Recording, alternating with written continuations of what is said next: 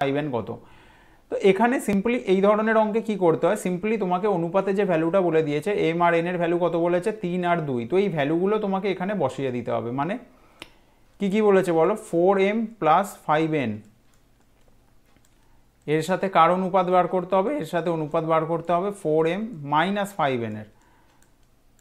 তো দেখো এখানে আমি, আচ্ছা ঠিক আছে চলো এখানে ভ্যালু বসিয়েই করো, এখানে ভ্যালু বসিয়েই করো। এম এর ভ্যালু কত বলেছে 3, তাহলে আমি কত লিখতে পারি 4 ইন্টু 3, প্লাস এন এর ভ্যালু কত বলেছে 2, কত লিখতে পারি 5 ইন্টু 2, হয়ে গেল। এখানেও কত হবে, এখানেও হয়ে যাবে 4 ইন্টু 3, এখানে হয়ে যাবে মাইনাস 5 ইন্টু 2।